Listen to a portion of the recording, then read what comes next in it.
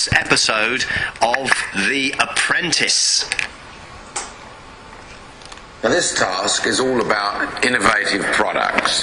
I've lined up 10 manufacturers that are looking to reach a wider audience. They're going to pitch their products to you, and you're going to have to choose 2 of them to sell to the trade. We call it the world's softest thermometer because it actually changes colour as the baby gets too hot. What did you guys think? Bang on. That's the product. That is it. Something like that. I'm not sure. That was quite frankly embarrassing.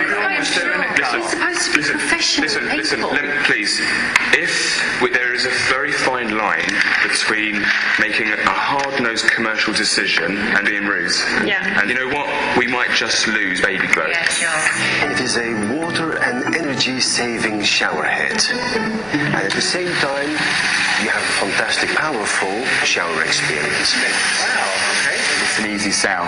It's eco-friendly. It's a nice price. Liz went in and came out with 10,000 baby glows. That'll be £99,000. Wow. That is a record for this boardroom. 122,625. Melissa, despite everything that you say, what you can do, what you can't do, you are a bit of a loose cannon that I don't think I can control. You're fired. Well done, ganging up on me, horrible people. I have nothing to say to either of you. Save your skin and come out my face. A classic line, save your skin and come out my face. That's Melissa Cohen, who said tonight after the show that it had turned her into a monstrous warmonger, but it had taught her to change her ways. So strong is the news value of The Apprentice. It actually appears on our News Wires service after every programme. It's incredible. So, Melissa Cohen is gone. Lord Sugar finger-pointed to her tonight when she was fired, although her team, Apollo, made £76,500. It was extraordinary tonight. They had to sell to the trade 2 inventions, and they sold eco shower heads and double-handed spades, which saved you back. They made 76 grand, but they lost because their opponent's Synergy, thanks to that £99,000 worth of products, as you heard there, the Baby Glow, a baby grow which changes colour if the baby has a high temperature. Brilliant idea. They made £122,000, and even Lord Sugar said those are big numbers. To chew over tonight's show, TV cricket, Toby Earle. Hi, Toby. Hello there. And Lee McQueen, who, of course, Apprentice winner. And now you're not working for Lord Sugar anymore, then? I'm not, Ian. How are you doing? I'm doing very well, thank you. What are you doing now, then? Launched my own company recently called Raw Talent Academy, which, funnily enough, actually is about getting organisations to take on salespeople. And after tonight's task, £122,000 worth of record in there just goes to show you how good salespeople are out there. You've got to say, actually, how many winners are actually still working for Lord Sugar? Lord Sugar, all of the winners work for him. Tim, who won the year 1, and Simon done a couple of years with him. Myself done a couple of years with him. But they all left after a couple of years. Yeah, there's no one still. 2 or 3 years. Well, Yasmina, who won last year, she's still working for him at the moment, so she's on her 2nd year at the moment. So brilliant. Yeah, and that's goes really well. And he was nice, was he, when you worked for him? He's a top man. He's learned a lot from him. We set up a business from scratch called McQueen, a digital media business. It taught me what I needed to know about setting up a business, and that's why I've launched my own company now. Fabulous. Toby, what did you make of tonight's episode? Well, I've just got to say, I think Lord Sugar deserves some kind of medal for actually having the gumption to fire Melissa, because I think she would have stayed there for quite some time, tried to argue against her being fired if her sales pitches are anything to go by. I mean, she was a quite extraordinary force of nature. I interviewed her this morning, and sort of when all was said and done, when everything was looked at, her demeanour, the situation, she sagely concluded she went a little bit mental.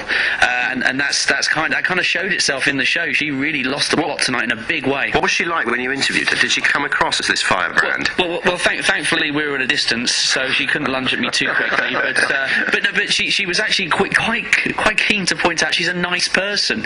And I think the editors here haven't done a hatchet job by any stretch of the imagination, but they've certainly taken the material they had and they have run with it. Yeah, if you had such class material, so why wouldn't you? Absolutely. If you're wondering who she is, by the way, and you haven't seen tonight's episode, but you've seen an earlier episode. She's the one with short, cropped hair, very blonde, very bleached, and wears the big glasses. And Sorry to interrupt you. Can we just point out she's actually changed her hair? She now has brown hair that is down in a fringe. I'm not saying it so she doesn't get pointed out in the street and people start taking the mickey out of her. I think it might well be, mightn't it? Yeah, exactly. Okay, fair enough. It never ceases to amaze me, guys, that, you know, obviously being on the whole process and winning it a couple of years ago, people still go in with the attitude of, I need to beat everyone else up and I need to be argumentative and I don't want to be a team player, and it's all the recipes for basically getting fired. I still don't understand it. I mean, how did she come across when you interviewed her, Toby, earlier today? I mean, was she nice? She was very, very affable, very amenable. Yeah. And in fact, Lee, she actually was quite keen to point out she is a team player, despite what you might think.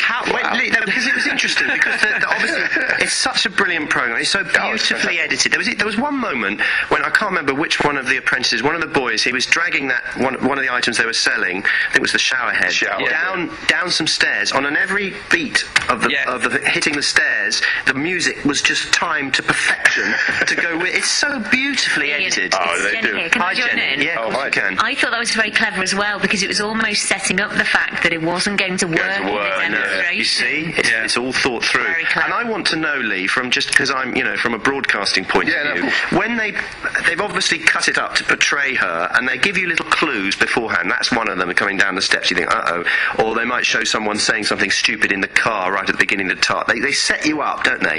Yeah, each episode. Do they always realistically portray how people are, or was, for example, do you think that the girl who lost tonight, Melissa Cohen, slightly misrepresented? In your experience? Yeah, I mean, just from my experience, I mean, I haven't met Melissa, so obviously that's why I asked Toby, how she come across, after the interviews that he had with her. But I think they do it, and to be honest, I think they do portray you. They can't put words into your mouth. Mm-hmm. Stuart's a classic. He comes out with classic lines. Which again one's tonight.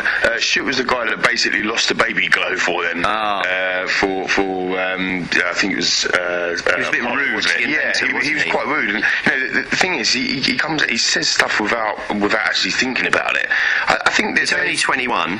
Well, as Lord Sugar said, it's not kindergarten, is it?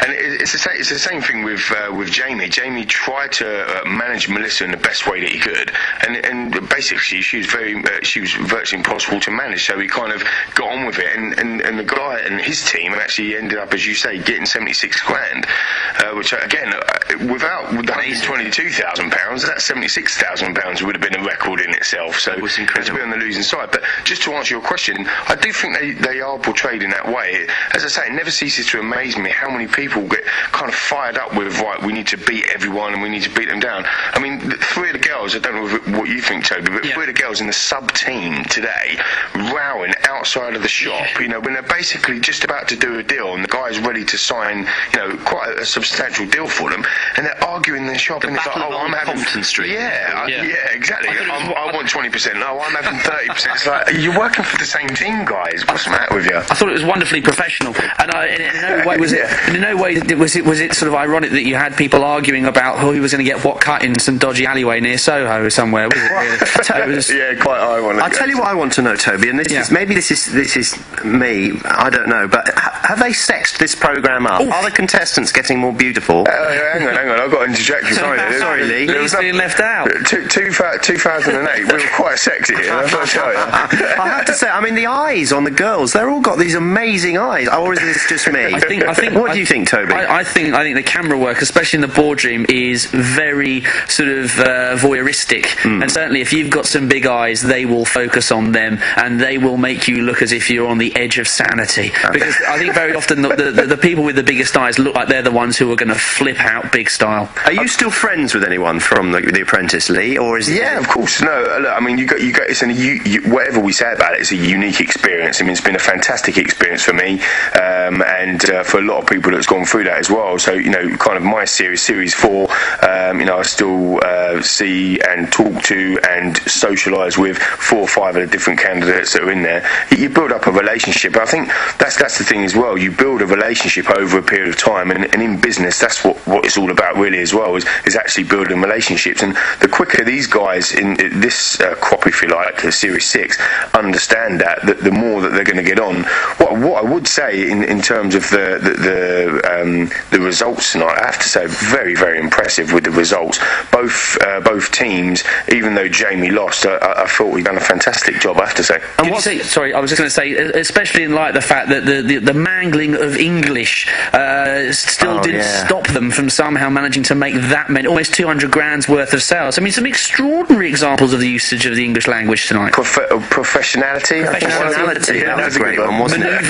Don't question my professionality. I think my favourite was when Melissa was trying to describe something that was both sturdy and safe and called it stafe, which is a very nice shortcut. Nice hybrid. That's great. I just want to ask Lee, with your experience of The Apprentice, so how long is it between the series ending and us finding out what happened? How long do you sort of have to keep a secret? Quite a long time. It depends. It depends on. Obviously, it is pre-filmed, as everybody knows, but it depends on when the BBC actually air the show. So I think it varies from series to series. But you know, we don't find out. For example, when I won, I only found out 2 days before I won, before the public found out. So basically, I found out on the Monday, and you guys, as a public, found out on the Wednesday. Was there any moment where you gave it away in those 2 days? Was there a moment when you got close to it, or maybe you did? No, you didn't tell a soul. Well, I told my my wife, who is now my wife, and my close family and stuff. But you know, obviously, I've got to keep that a secret for the 2 days. I think what you need to remember is you don't want to ruin it for anybody. Do you see what I mean? Everybody kind of gets hooked up into. You could make some money out of it. Well, no, I don't think it's about that, is it? It's about going on to to better yourself and challenge yourself rather than. Well, your whole race on Tetris making money. You're a businessman. Of course, yeah. Making money in the right way is not selling yourself out, right? Brilliant. So you think the right person was dismissed tonight, both of you? Lee first. Yeah, absolutely. I think Jamie brought the two Stuart and Melissa back in the boardroom correctly, and I flagged Melissa to be trouble on week 1. I also tipped Liz, Chris, Jamie and Stella to be in the top 5 at the end on week 1, and I haven't changed my mind. Brilliant. And who's going to win it, Toby? I think for me it's going to be a toss-up at the moment between Stella and Liz. I think those two look very strong. Okay, so you've got everything right, Lee. In 1 second, who's going to win it? Lee? He's too shocked. He can't answer. He can't answer. You put him on the spot, man. Never mind. Okay, it's coming up to midnight. Thank you very much, Toby Earle and Lee McQueen.